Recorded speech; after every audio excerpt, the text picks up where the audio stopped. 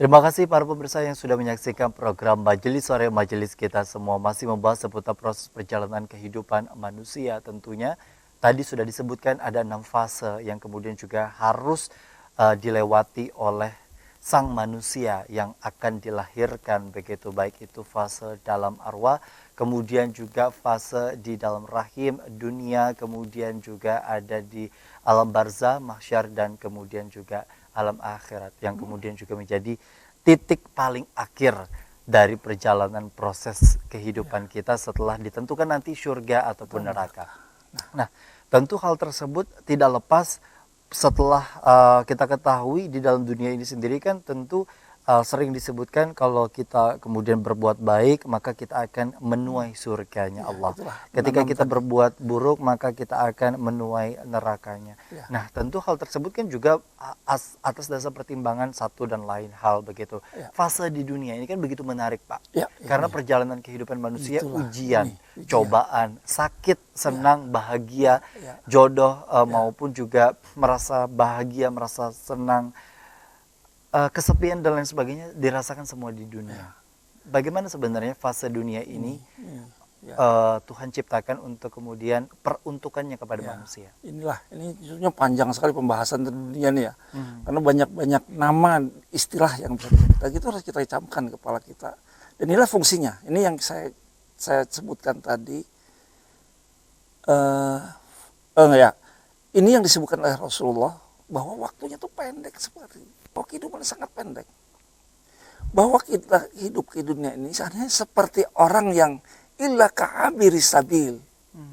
Hanya orang yang melintas sebuah perjalanan, kemudian di padang pasir ya, kemudian berteduh sejenak di sebuah mungkin oase, kemudian melanjutkan perjalanan lagi. Itulah dunia. Dunianya semacam ini Pak ya, transit gitu. Transit sebentar saja. Jadi kalau kita jadikan garis panjang tentang kehidupan manusia dari alam arwah hanya sekelumit segini. Makanya disebutkan bahwa dunia ini tidak lebih hanya seberat sayap nyamuk. Kalau dunia ini hanya seberat sayap nyamuk. Nah ini kenapa pendek? Dalam Al-Quran disebutkan malaikat itu turun dan naik ke atas langit dalam satu hari fi yaumin kana miqdaruhu alfasanah. Besok hari Jumat itu dibaca pada satu hari yang dihitung sepanjang 1000 tahun. Jadi di akhirat kelak satu hari di akhirat itu kalau dihitung di dunia hanya itu ada 1000 tahun. Di akhirat satu hari di dunia 1000 tahun. Artinya apa? Kalau kita kalikan ya kita rumuskan kalau gitu kita di dunia ini berapa jam? Gampang aja. 1000 tahun di dunia dibagi 24 jam. Kan satu hari 24 jam. Artinya 1 jam itu 42 sekian. Jadi kalau kita 40 tahun usia, misalnya ini berapa? 27. 20 masih setengah jam. Masih setengah jam, baru setengah jam. Jadi 4 tahun 1 jam. Artinya beratnya berapa? Yang umur 20 tahun hanya 2 jam. Itu pendek. Baik. Dan kesempatan inilah yang disebutkan bahwa alam dunia ini alam amal untuk bekerja. Amal untuk apa? Nah ini. Untuk apa? Kalau kita ditanya, kita ini makhluk apa sih? Makhluk surgawi kah? Makhluk duniawi? Sekarang hidup di dunia. Tapi sebenarnya kita itu adalah makhluk Allah, ciptaan Allah di surga. Kenapa? Allah menciptakan Nabi Adam di surga. Artinya sebenarnya kita itu diciptakan oleh Allah untuk meninggali surga, tinggal di surga. Cuma karena ada kejadian, kemudian sampai diusirlah jin oleh Allah, kemudian ada ujian di situ, tidak boleh mendekati pohon, kemudian diusirlah Nabi Adam dari surganya Allah. Artinya harusnya kita kembalinya ke situ, ke surga. Nah, nggak mungkin Allah kasih, ayo semuanya masuk surga, tapi ada ujian. Nah, inilah disebut dunia ini alam ujian. Kita diuji agar apa? Nanti setelah selesai perjalanan, memang ujian tuh nggak lama kan? Orang ujian misalnya berapa jam? UNPTN, SNPTN. Paling lama 2 jam. 2 jam ya itulah dunia itu.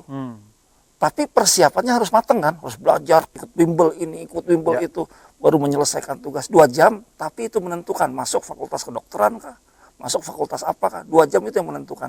Dan inilah kita di dunia ini. Kita ini sedang diuji oleh Allah, layakkah kita kembali ke surganya Allah. Nah itu. Tapi seringkali kan ini juga semacam dijadikan perlombaan bahwa untuk mendapatkan materi sebanyak mungkin, untuk mendapatkan hal-hal yang membahagiakan untuk diri. Padahal kalau kita benahi dari yang tadi disebutkan, artinya manusia pada hari ini begitu terlena dengan waktu yang ditentukan. Dan ini ada catatan di situ bahwa apakah boleh kita menikmati, merangkul dunia sebanyak-banyaknya?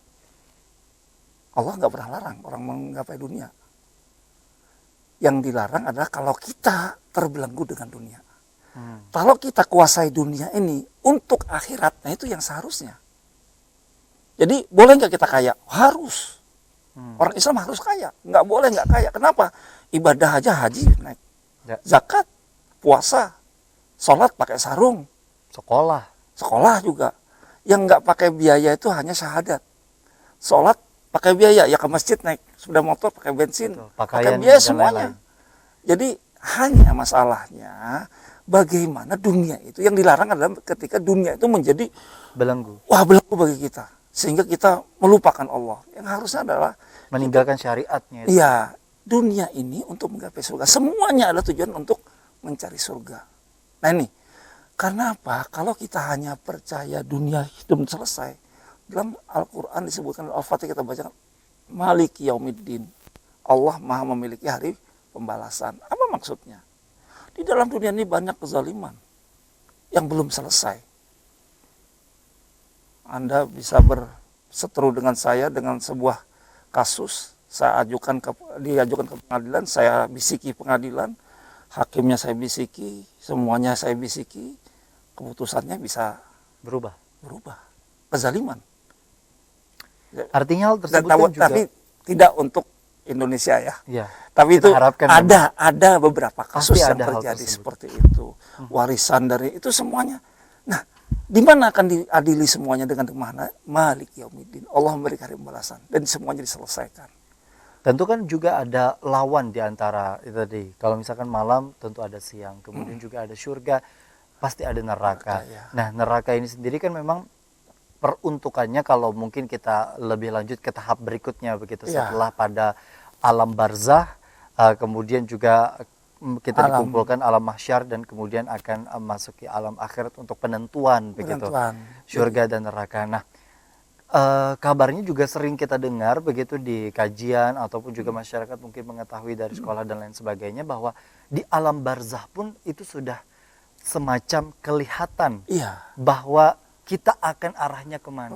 Betul. Benarkah seperti itu atau benarkah juga alam barzah ini diibaratkan semacam juga tempat transit begitu Pak, untuk mereka menunggu keberangkatan pada saat perkumpulan di padang mahsyar? Jadi sebelum masuk ke alam barzah itu artinya di dunia ini jangan main-main.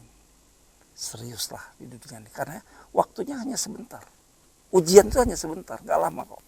Ini yang saya ceritakan di awal.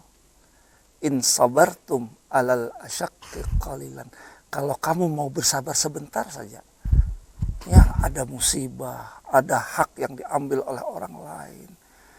Semuanya kan ini ujian. Kita mungkin punya kesempatan untuk merampas hak orang lain. Dan melawan. Bisa juga melawan. Bisa juga menzolimi orang. Tapi ingat, ada hari pembalasan. Bahkan Rasulullah dalam sebuah cerita itu, Allahumma shalli ala sayyidina Muhammad, di akhir kehidupan beliau bertanya pada sahabat, sudahkah aku sampaikan dakwah ini? Sudah, kata sahabat. Adakah hak kalian yang masih? Gak ada semuanya. Adalah, karena ini satu pertanyaan yang ingin, adakah kezaliman yang saya berikan yang belum terbalaskan? Salah satu sahabat ini cerdas orangnya, Ukasha namanya. Saya ya Rasulullah. Sahabat yang lain marah. Rasulullah dalam keadaan sakit, dalam keadaan hidupnya. Nah, singkat cerita, waktu peperangan, engkau pukul perut saya dengan tongkat. Karena disuruh baris, dia perutnya besar. Dipukul, luruskan, nggak lurus, dipukul perutnya. Rasulullah ingat, ya sudah kalau gitu balas sekarang. Ketika dibuka oleh Rasulullah, sahabat sudah mau marah dengan sahabat ini, tiba-tiba langsung dia memeluk. Wahai Rasulullah, aku ingin bercita-cita berharap selama ini bahwa akhir kehidupanku tidak boleh berakhir kecuali kulitku bertemu dengan kulitmu. Rasulullah tidak mau mengakhiri kehidupannya kalau ada hak. Dalam sebuah hadis disebutkan, tidak akan seseorang masuk surga, ahli surga tidak akan masuk surga kalau ada hak orang ahli neraka yang masih dia pegang dan belum diselesaikan. Kita sudah mau masuk surga nih, tapi kita masih ada hak orang lain yang belum selesai. Dipanggil sama malaikat, sini dulu, selesaikan dulu. Sampai dikembalikan seluruh haknya, nih hak kamu. Bisa jadi orang ahli neraka ini masuk ke dalam surga. Baik. Itu. Itulah begitu pentingnya bahwa Kehidupan dunia ini istilah jangan main-main. kita bahwa memang saling meminta kerelaan, Iya, keridhaan, kalau bahasa begitu. kita itu minta ridholah, nah itu luar biasa bang, masyarakat kita ini. Bahwa karena tentunya juga hal tersebut menjadi bagian penting dalam kehidupan kita sehari-hari dan ternyata begitupun yang juga diajarkan oleh baginda Rasulullah SAW. Nah, tentu kita akan memasuki ke fase-fase berikutnya, alam barzah, alam mahsyar, dan Masih ada 3 kemudian lagi. juga ada alam akhirat. Mungkin secara singkat tapi insya Allah tidak mengurangi hasanah yang insya Allah akan kita sampaikan, Pak. Tentunya kami akan kembali usai jeda. Tetaplah bersama kami dalam program Majelis Sore Majelis Kita Semua.